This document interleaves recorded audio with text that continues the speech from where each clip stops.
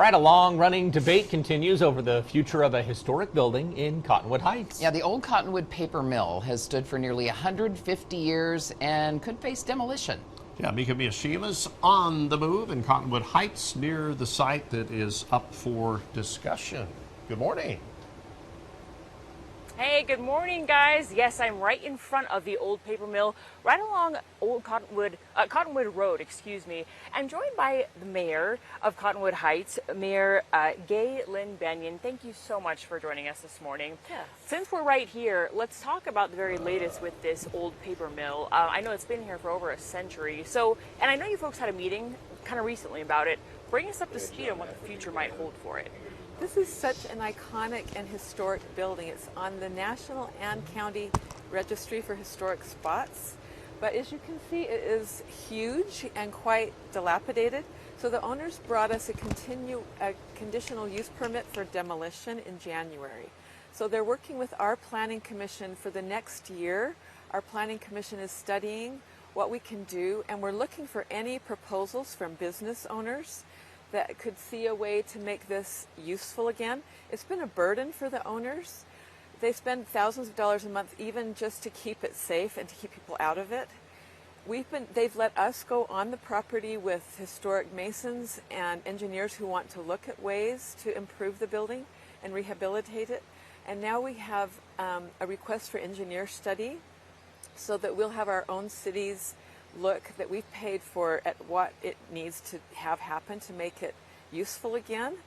Their own studies from the owners say it could be up to like $50 million. We're hoping it could be less for some adaptive reuse. It's such a beautiful spot. And really quickly, what are some of the proposals that you've recently heard for this? We haven't seen a lot of firm proposals, and that's the problem over the decades. The owners have received many proposals, but none that have actually penciled out. So tell us about what are some of the big projects happening here in Cottonwood Heights? First of all, I do want to say that I believe if the right proposal came forward, the owners would donate this to like Preservation Utah. So we just need to have a good proposal. And then we see what a beautiful pathway is here for bikes and pedestrians here on this road.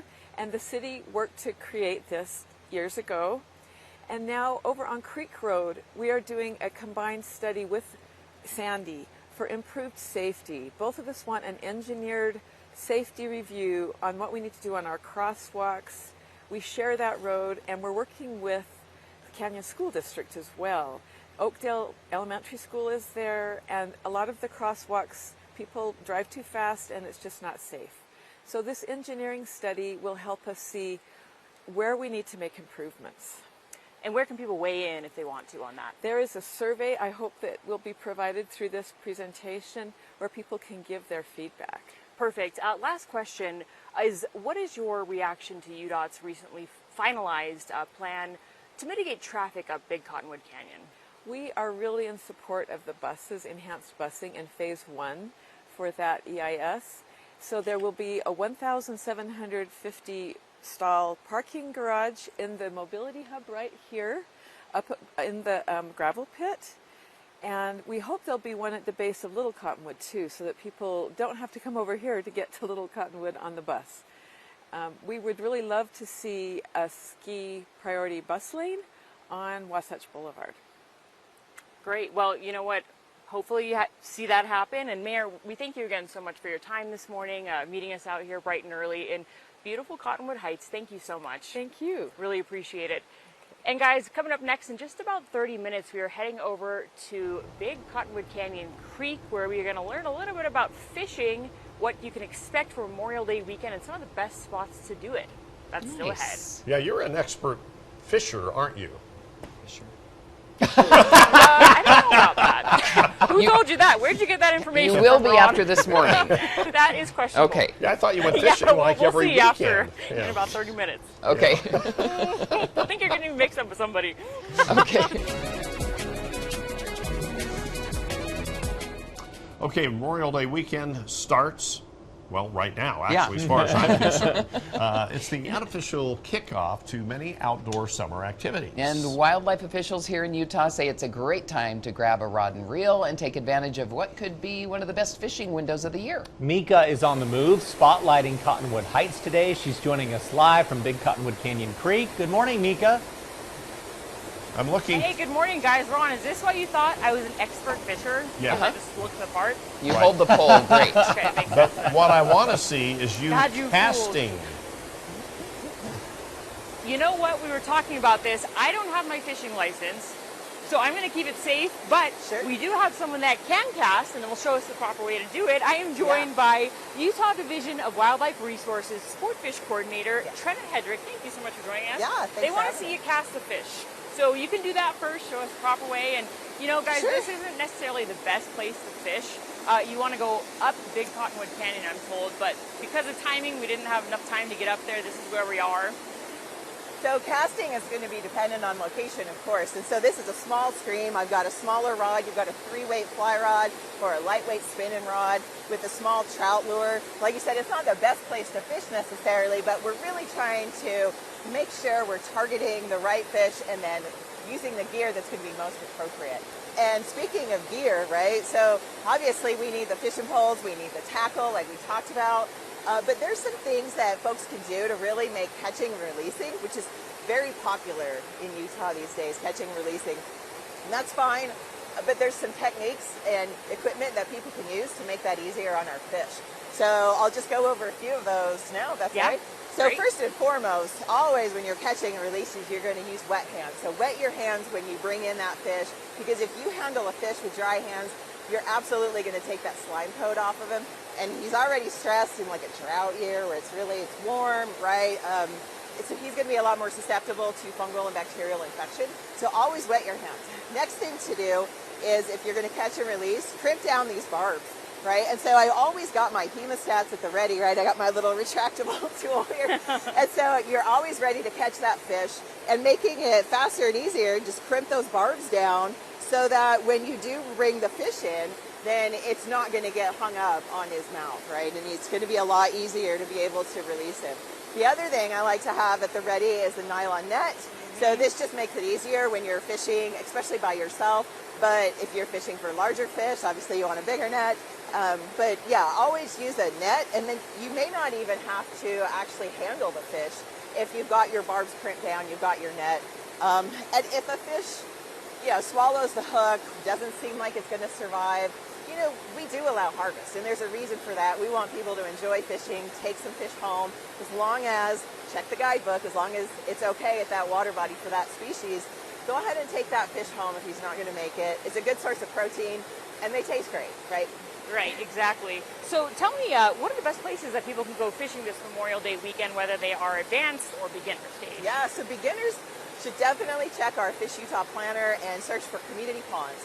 So we have a ton of community ponds around the state. We're almost up to 60 actually, and they're all around the state, even in rural parts of Utah. There's a ton on the Wasatch Front, of course, but even in like Vernal, Roosevelt, Monticello, like a lot of different places around Utah. So check our fish planner, search for community ponds, or if you're more interested in targeting certain species, you can search for species and then pick maybe the pond nearest to you.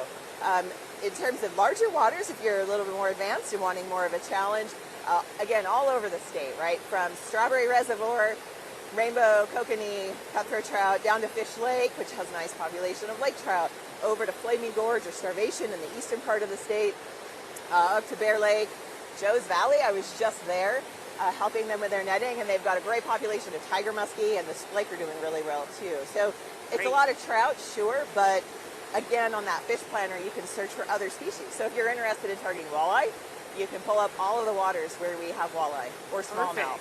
That's a good resource to have. Yeah, absolutely. I want to ask before we have to wrap up, drought conditions that we've been experiencing, are experiencing really quickly, how is that going to impact the fishing season? Oh boy, so I think anglers might see a couple of different things, right? So we're starting off with lower water, so we'll end with lower water. So definitely at the end of the season especially, contact your land management agency over that water. Make sure, like if it's a state park or the Forest Service, make sure that ramps are accessible before you tow your boat all the way out, right? The other thing it could do for fish, less water is warmer water, right? It's going to warm up more quickly. Warmer water holds less dissolved oxygen. So fish are going to be a little bit more stressed. So again, super important to practice proper catch and release techniques. You'll also see stocking changes, right? All of our trout are stocked for the spring. So you won't see stocking of trout until July when we do the aerial stocks into the high country where temps are cooler. After that, you won't see it again probably till October. But that's on purpose. You know, we're not trying to make things difficult for our trout. We're trying to have them survive. So they're already out the door, and you might see some catfish stocking, but that's probably about it. Perfect. Well, thank you so much for taking the time to talk about all things fishing. A lot of people are going to get outside and head outdoors this Memorial Day weekend. It looks like it'll be a great weekend to do that. Yeah, beautiful. Really appreciate Yeah, it. thank you. This has been my lesson that I need to go get my fishing license so I can actually practice Yes, absolutely. how to fish. I'm sorry to disappoint Ron. I'm No. a little bit disappointed myself, but yeah. Well, that's fine. DNR law enforcement is now on their way there. They saw you with that in your hand. I know. Well, hopefully I'm off the hook. Because I'm not there with me. Good fun. Yeah. I didn't cast it. Never Yeah, you cast did Okay. that. You're fine. Just holding it for her. I'll vouch for you. You'll vouch for. Wow, man, she I was is coming the up, one so- to have with you if you're going fishing in Utah, anywhere. Holy cow, what a resource. Yeah, she knows her stuff. Amazing America 250 is sponsored by Balance of Nature. From festivals and parades to concerts and rodeos, always plenty of ways to celebrate America's 250th anniversary here in Utah. Yeah, Mika is on the move live in Cottonwood Heights this morning to find out what the city has planned there for the major milestone. Hey, Mika, what's happening? Hey, good morning. Yes, there is a lot going on. It's taken a lot of planning, and I'm here with the brains behind it all. Cynthia Thorson, you have been the event coordinator for America 250 events in Cottonwood Heights, and Mike Manila with Crank It Up Productions. You are running the car show. So first, Cynthia, what can people expect for America 250 celebrations? What are you folks doing here in Cottonwood Heights? Excited about this year because of the 250. So we're trying to find new ways to involve the community. We have a tangible, live 12-foot painting mural. We're going to invite all citizens to come do a paint by numbers for the city to keep. Amazing. And so when is Buttlervielle Days happening, and what can people expect? July 16th through the 18th. We have a few new things this year. We do have a movie in the park. Be a big LED screen. We're showing Sandlot. And it'll be a lot of fun for everyone to come on Friday. And then we've changed the parade this year. So it'll be in the evening on Saturday.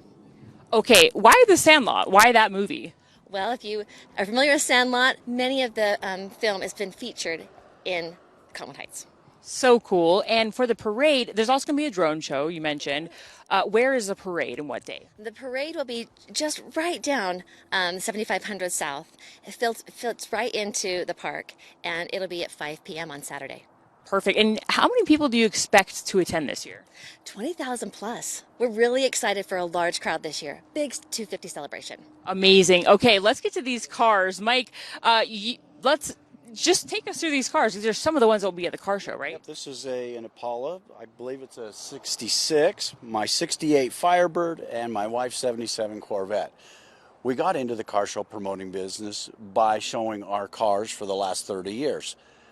Found an opportunity to do car shows, and I've loved it. This is my 4th year working with Cottonwood Heights, doing their Buttlervielle Days car show.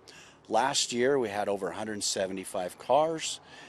It was a blast. We gave out tons of raffle prizes. There's going to be a lot of things given back to the community.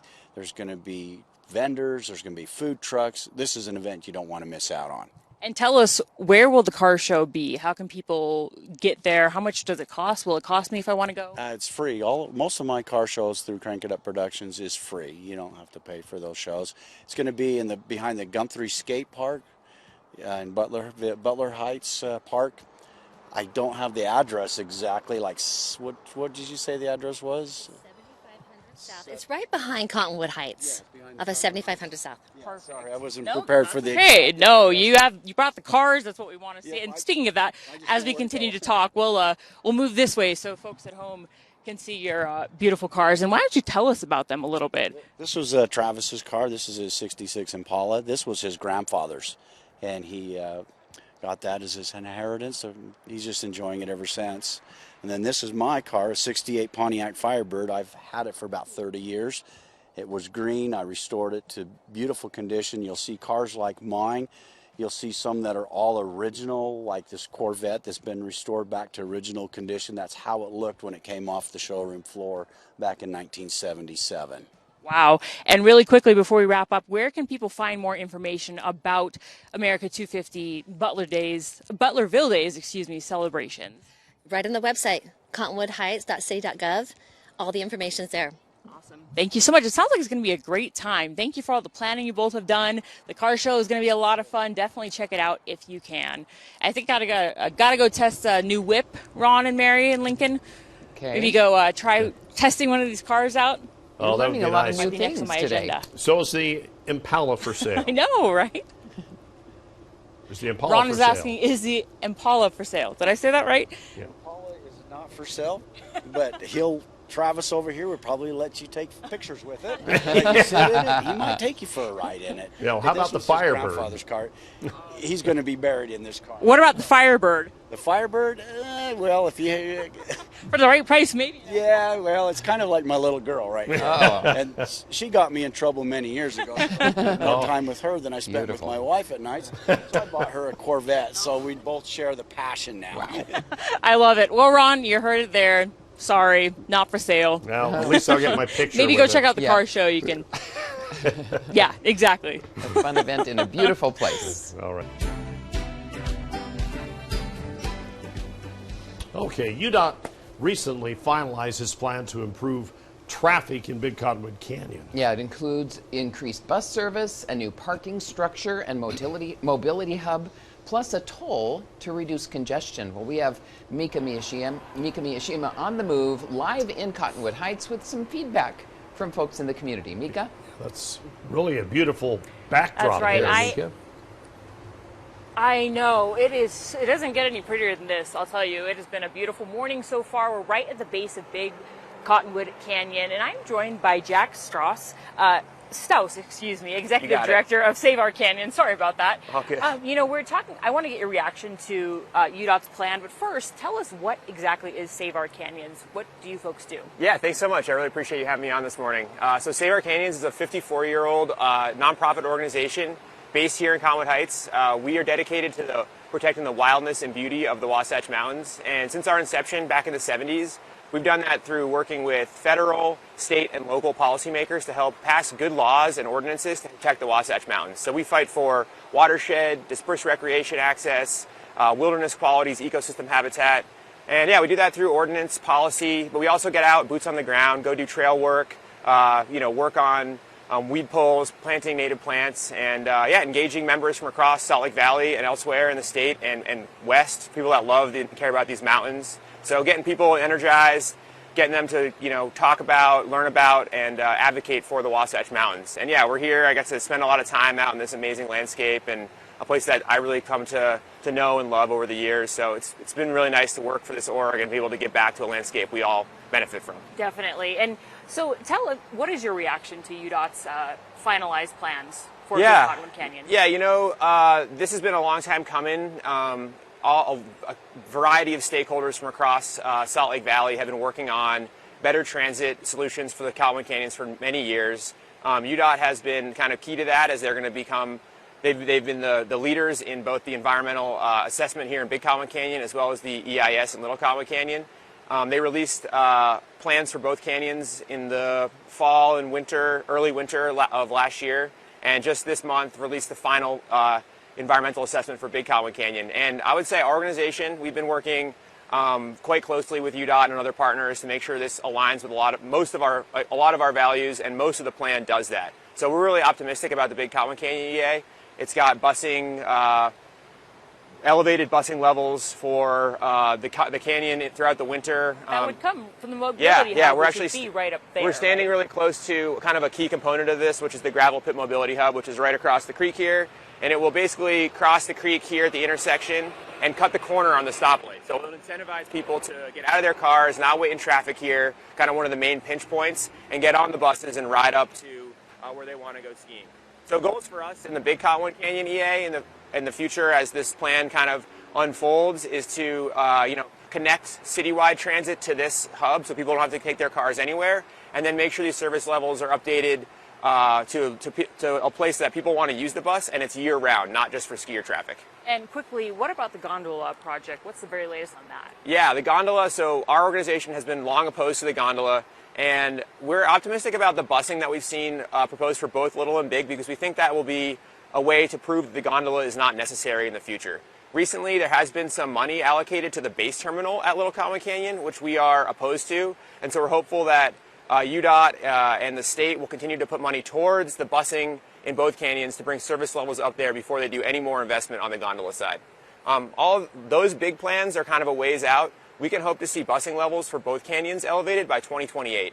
So that's not that far out. So I'm really optimistic that we can get there, and we can prove that big development in the Cottonwood Canyons is unnecessary, and we can protect these wild qualities that we love about the mountains. And quickly, what is your website where people can find more information about what you do? Yeah, thanks so much. We're saveourcanyons.org, and we're actually doing our spring fundraiser coming up next week. So hopefully people will want to support and help us with this really important advocacy work we do for the mountains and watershed we all love. Perfect. Well, thank you so much for taking the time to talk to us this morning. Thank you. Really appreciate it, and thanks for the work that you do. And like you said, it is just a beautiful day, a beautiful backdrop. The mountains are green and so very pretty right now. It's a nice morning to be outside. And coming up in just about 30 minutes, we are going to talk to an event coordinator who's helping organize America250 events here in Cottonwood Heights and Buttlervielle Days. We'll tell you all about it ahead. Oh, yeah, I'm familiar with Buttlervielle. Buttlervielle. Yeah, Buttlervielle days. I've been there before. Kind of a tongue twister. And are you ready for that 10-mile hike that you've been planning? So ready? So ready. These things that you say you're on, I don't know where they come from. Well, I don't neither know do where I. they come from. Welcome Maybe to our someday. world. Not Yeah. today. Now I got to go on a 10-mile hike, I guess.